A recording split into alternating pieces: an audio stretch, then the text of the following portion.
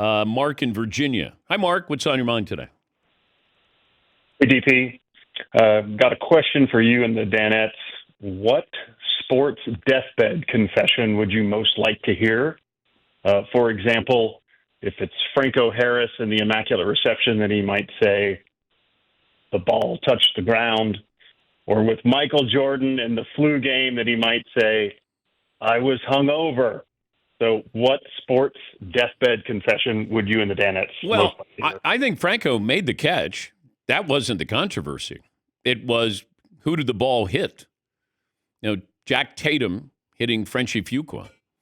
And if it's off an offensive player, there's a rule that's in place back then. And but Franco made the catch. To me, the most incredible thing out of the Immaculate Reception is the camera work that focused on Franco Harris, who was just running down the field. But I remember Tony Dungy telling me when he was with the Steelers, Franco ran out every play. No matter what it was, he always ran to the end zone. And, the greatest play, biggest play, and one of the biggest plays in NFL history was him just doing what he did in practice, always hustling. And he was there for the ricochet, scoring the touchdown. And also the fact that we don't know where that football is. Those are two of the more interesting things with that. Jordan on his deathbed, that's not what I want to know from Mike. I want to know about gambling and did you get suspended by the commissioner? I don't care. Do I think he was hungover? Yeah, probably so. Remember, it was the flu and then it was food poison. We can't even get the story right. Do I think it was probably maybe combination? Maybe. But that I would want to know, did Mike get suspended for gambling by the commissioner? Anybody else that you care? Yeah, Seton. I want to know why Bill Belichick didn't play Malcolm Butler in that game. Yeah, he's holding on to that. Yes, Todd. I want to hear from Barry Bonds to finally admit publicly he cheated, how he cheated, how much he took, what he took, and everything associated with that. I feel like I already know that story, that his trainer went to prison, but Barry, tried to skirt that, hey, I only took what he gave me. Yeah, Seton. What if on his deathbed he got there and you're like, so why did you do everything? And you're like, I didn't. Barry, you can be honest with me. I am being honest. I didn't. You can tell me. I did not. What if the truth is he really didn't? The truth is the truth? The truth is I really didn't. I really didn't do everything they said I did. But your head, it's so much bigger. That happens sometimes. Yeah, it does. I didn't. I'm retaining water is what I'm doing. Deathbed confessionals. We were talking a couple of these, and we had a listener who said, would you want to know Michael Jordan, the flu game? That's not what I want to know from Michael on his deathbed. I want to know, did the commissioner suspend you for gambling? Pete Rose, I already know what that story is. Barry Bonds, do you care if he said, I did use steroids? I don't care. I already know it. So, what is the mystery? And then Paulie goes, you know who I would love to hear the truth from? And I go, who? And he goes, Manti Te'o. And I go, wait a minute. He got catfished when he was at Notre Dame. Yeah, Paulie. I've seen an interview or two. He's have a nice media career going on right now. But, man, that story, when the Manti Te'o story broke, that still is jaw-dropping, everything that happened in that 2 or 3 month period.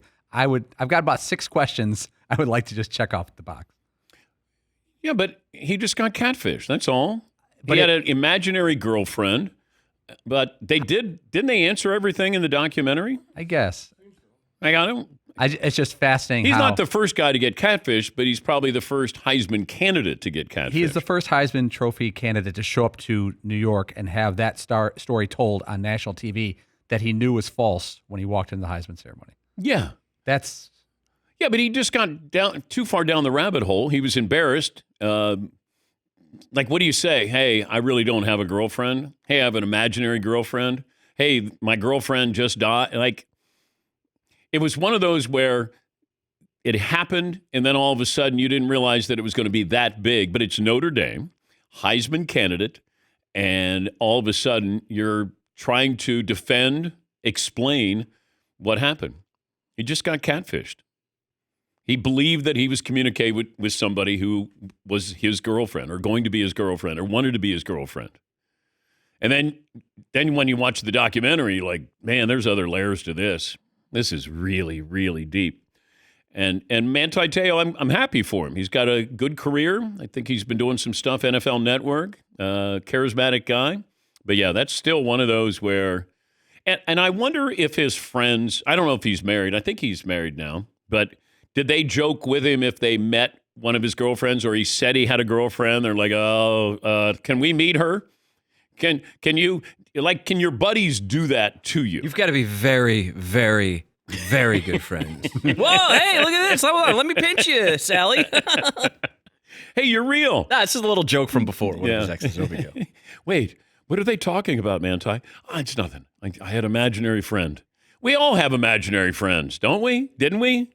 That's all. He had an imaginary friend that turned out to be a girlfriend. That wasn't a girlfriend. Yes, Paulie. One more NBA mystery that I know you know about and covered. Did the NBA get Patrick Ewing to the Knicks? Was the 1985 NBA draft lottery fixed? Yes. Okay. Because people could see how the NBA would want it to be fixed. You can't exaggerate how big Ewing was at the time. And to go to the Knicks that needed a breath of life. And even though David Stern, rest his soul, is dead, I still feel like he could somehow come back and haunt me if I even talk about this. I remember talking to him, and I remember him telling me to shut up. I'm with him in his office, and we were just talking about, NBA top, a variety of things. And I said, I was there in '85. And he said, where? I said, at the lottery. He goes, oh, Patrick, don't tell me you're one of those guys who thinks. And I go, well, I'm just curious, could you, oh boy, I'm already nervous saying this because, Stern would yell at me. You could freeze the car. He goes, shut up. And I said, but, that was, shut up. And I was like, okay, all right. And I'm thinking you could freeze the card. That was the big story. Did they put the Knicks card in the refrigerator? So when David was, rifling through to find out, what order, that he felt that card, and then the Knicks won the lottery. Damn. Yes, Eaton. That's another one that sets up for massive deathbed disappointment for me. What? Was the lottery fixed? No. And then that's it. Like, oh, crap, all this time I thought it was fixed and it wasn't? Yeah, but what if it was? What if they truly fixed it? If you're the commissioner, you want to have a star in New York. You want the Knicks to be competitive. Why didn't they keep doing that plan? Couldn't they have rigged the draft a little more for them then? Oh, my goodness. Okay, going back to when LeBron was 18, would you have fixed it for him to go to Cleveland or elsewhere if you were fixing that draft? I would have, the Cavs did fix it. They tanked so they could get the number one pick. I would have had him be in Cleveland. He's from Cleveland. You got to have other franchises that are healthy, competitive. I mean, you want to play the hits. You want to have Philly, Boston, New York, D.C., but, you got the hometown kid, and that's why they were tanking. And I don't think anybody had a problem with it back then. It's like, yeah, they're losing. They want to get LeBron, keep him in Cleveland.